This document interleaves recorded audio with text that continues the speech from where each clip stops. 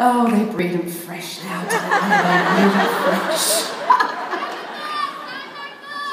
Yes? Sure, I'm a little busy right now, but I'd be happy to.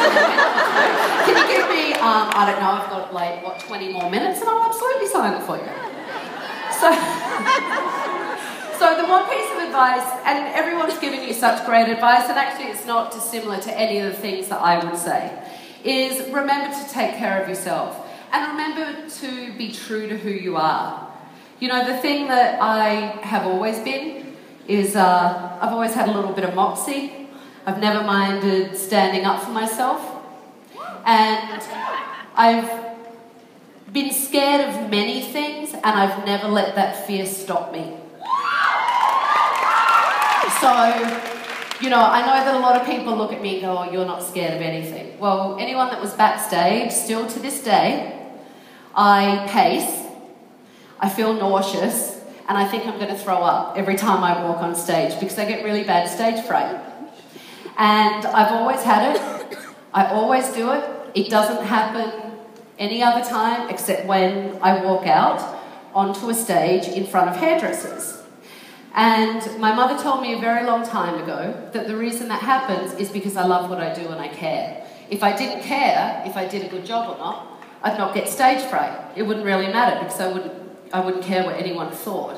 So I do believe that because I do care. So every time I walk out, I still get butterflies. I still think I'm going to throw up. I still think everyone's going to hate me and start like throwing, I don't know, mannequin heads or tomatoes or something at me.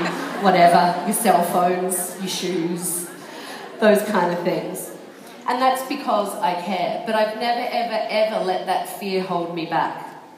So for me, it's the same thing with having a client come in and you think, I don't quite know how to do that haircut, or I don't quite know how to do that colour technique. I'm not quite sure how to do it. You know what? You have to face your fear head on. It's like Robert was saying, that the only person that can hold you back in your career is you. The one thing that I have seen during my time in this industry is it's limitless. Once, it was a platform artist. That was it. There was a platform artist and there was a hair show. There was nothing like this.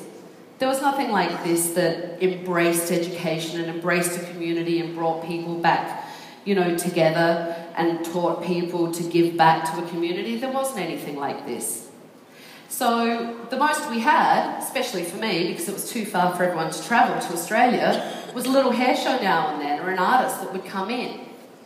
And then as our kind of world has changed, and as my understanding changed, then all of a sudden all these doors started opening up. So it was standing behind a head chair, which is amazing, but then it was editorial work. And then it was working for a company and being an educator. And then it was doing celebrities' hair. And then it was doing hair for movies. And then it was actually having a TV show of your own where you actually got to do hair. I mean, it was crazy. So it really is so limitless. And I could give you all the mean things. Someone tweeted me this morning, and I don't know where you are. And I don't remember your Twitter profile, so I'm not going to call you out. Are you going to be mean to us today? It was obviously back there when she wrote that. And I said, I'm never mean. I'm not ever mean. I'm very, very honest. I have a very different approach. I have a very direct approach. It's not always everyone's cup of tea. I do sound like a, sailor sometimes, and that's typically because I get incredibly frustrated. Although I will have you all know that I never speak that way in front of clients, ever, and I never have. So, although I can sound like a truck driver at times, and it's typically driven from my frustration of a situation I'm in, and having people kind of fight back at me, or me really trying to help them, and I just feel like I'm not getting through, and it's kind of like an exclamation point. Remember, I'm Australian, so cut me a little slack. We use those bad words. It's something that I would never ever do in front of a client. I never have. I never will. I don't do it. You see me do it, and I do it to a person's face. You see me do it when I'm sitting down and I'm talking about how a day evolved. But I would never, ever do it in front of a client because it is unprofessional, and I don't believe in it. So I will have you know that.